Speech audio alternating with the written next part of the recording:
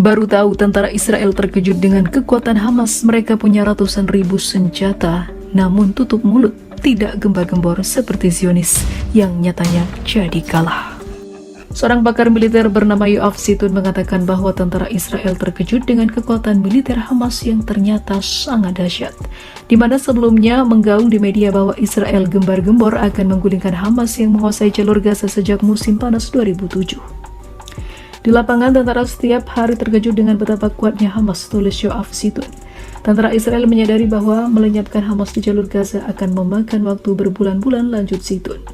Ini, Hamas adalah militer yang dibentuk di wilayah yang hanya 50 menit dari Tel Aviv selama beberapa tahun terakhir, tulis Zitun dalam artikel yang diterbitkan oleh surat kabar Israel Yediot Ahronot.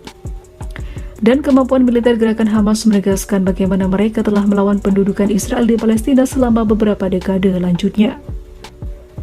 Zitun juga menyebutkan dalam artikelnya bahwa Amerika Serikat telah memberikan tenggat waktu kepada Israel untuk mengakhiri perang di Gaza. Mereka memiliki ratusan ribu senjata termasuk berbagai jenis peluru RPG yang dianggap sebagai senjata utama mereka. Mereka juga memiliki peluncur roket canggih, drone peledak, dan drone serang yang diproduksi sebagai salinan drone Skyrider milik tentara Israel yang jatuh di jalur Gaza dalam dekade terakhir, kata Zitun dalam artikelnya. Para pejuang Hamas juga memiliki senapan mesin, senapan Kalashnikov, senapan sniper Dragunov, perangkat komunikasi canggih, alat peledak dengan standar dan ukuran berbeda, dan juga senjata serta kemampuan militer yang tak terhitung jumlahnya. Mengenai serangan Israel ke jalur Gaza bagian utara, Zitun menyatakan pertempuran sengit di Beit Hanon itu dapat mengindikasikan bahwa membersihkan Gaza dari Hamas akan memakan waktu berbulan-bulan. Meskipun Hanon bukanlah benteng terkuat Hamas, kata Zitun, yakin mengutip Anadolu Agency. Mengenai lingkungan Sujai di kota Gaza, Zitun mengutip seorang perwira senior di Brigade Israel Elit Golani yang mengatakan Hamas telah menempatkan batalion terkuatnya di sana sehingga membuat pasukan Israel ketar-ketir. Ada ke-8 menjadi kalimat yang ramai diperbincangkan di tengah perang Israel-Hamas hingga saat ini. Para tokoh Zionis Israel takut dengan ujaran tersebut yang diyakini sebagai isyarat runtuhnya negara Yahudi. Kalimat itu awalnya disuarakan juru bicara Sef militer Hamas Brigade Izazin Al-Qassam Abu Ubaidah. Kalimat itu sebenarnya merujuk pada ramalan yang beredar di kalangan Israel tentang masa akhir dari riwayat negara Yahudi tersebut. Kutukan dekade ke-8 akan menimpa mereka dan membiarkan mereka kembali ke Taurat dan Talmud untuk membacanya dengan baik dan tidak sabar menunggu saat mereka dipermalukan, kata Ubaidah. Masa legenda tentara yang tak terkalahkan telah berakhir dan saat ini pertempuran ini akan menjadi titik balik dalam sejarah bangsa, lanjut Ubaidah. Masa menjual ilusi kepada dunia tentang kebohongan tentara yang tak terkalahkan, Merkava dan Interior ataupun juga intelijen superior telah berakhir. Dan kami telah merusaknya dan menghancurkannya di depan dunia di wilayah Gaza dan seluruh Palestina, imbuh Ubaidah. Kutukan dekade ke-8 yang sangat ditakuti Israel. Tahun lalu mantan Perdana Menteri Israel Ehud Barak mengungkapkan kekhawatirannya bahwa kehancuran Israel akan terjadi sebelum ulang tahunnya yang ke-80. Dalam sebuah artikel surat kabar Yediot Ahronot, Barak mengatakan, sepanjang sejarah Yahudi, orang-orang Yahudi tidak memiliki negara selama lebih dari 80 tahun kecuali dalam dua periode, yaitu periode King David dan juga periode Hasmonet.